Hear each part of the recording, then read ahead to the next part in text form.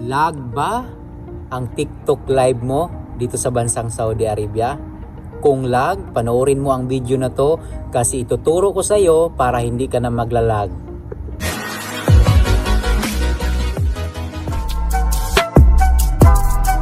Hello, what's up sa inyong lahat mga kabayan? No? Sa video na to kabayan ay tuturuan ko ang mga kabayan ko na mahilig magla-live dito sa TikTok.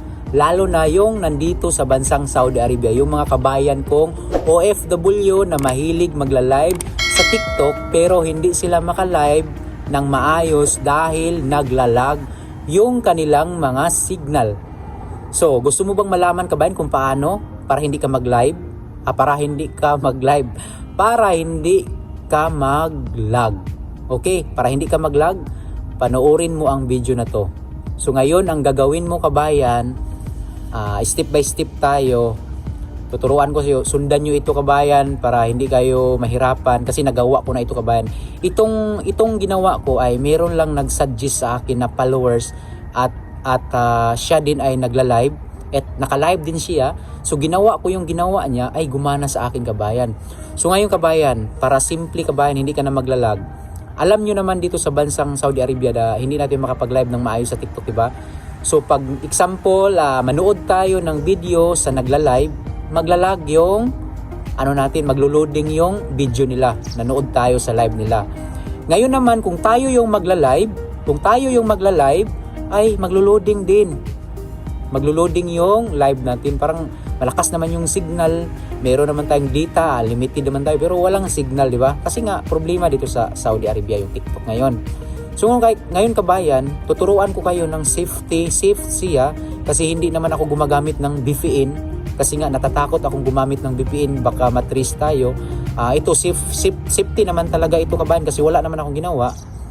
Normal lang yung ginawa ko. So ang gagawin mo kabayan, kung gusto mong ito kabayan kung may nagla-live kaibigan mo, no? Kaibigan mo or ka-team mo nagla-live sa TikTok, pwede kang pumasok sa live nila.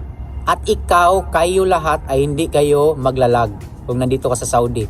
Pumasok ka, i-try mo kabayan kung nag-live yung kaibigan mo, pumasok ka sa live niya, tapos tanungin mo kung naglalag ka ba. Diba sasabihin nila na hindi ka naglalag. Maganda yung clear yung voice mo, walang lag talaga pag pumasok ka sa ibang live. So, okay? Step number 1 kabayan yon. Hindi ka maglalag pag sumali ka sa ibang, maki-join ka as a guest sa ibang nagla-live. Hindi ka maglalag niyan. Sikan kabayan.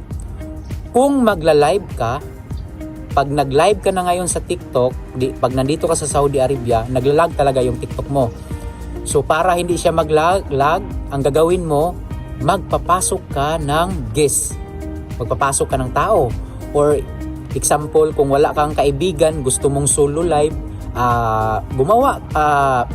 makisuyo ka sa asawa mo, kaibigan mo, jowa mo na pumasok ka sa live ko at least 2 minutes or 1 minute. Kahit ano lang kabayan, kahit 1 minute, pumasok siya sa live mo ng 1 minute yung kaibigan mo as a guest yung kaibigan mo, pumasok sa live mo.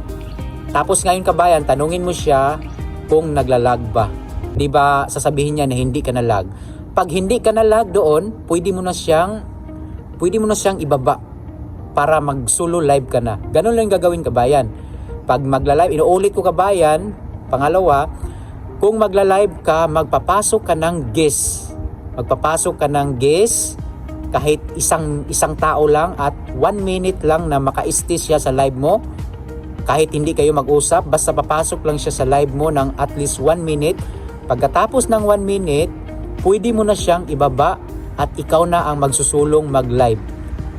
Pwede din na papasukin mo siya sa live mo kung gusto mo hanggang matapos yung live mo. Pero kung gusto mong mag-solo katulad ko, papasukin mo tapos ibaba mo, hindi na yan maglalag yung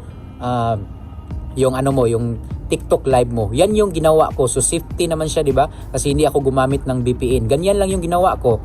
Pero dapat kabayan, continue yung live mo, Huwag mong putulin kasi pag maputol yung live mo, ganun din ang gagawin mo sa next live mo. Example, mawala yung live mo, ang gagawin mo niyan, ganun din ang gagawin mo. Mag-invite ka ng guest, 1 minute, tapos live ka, ibaba mo siya, ganun lang ang gagawin.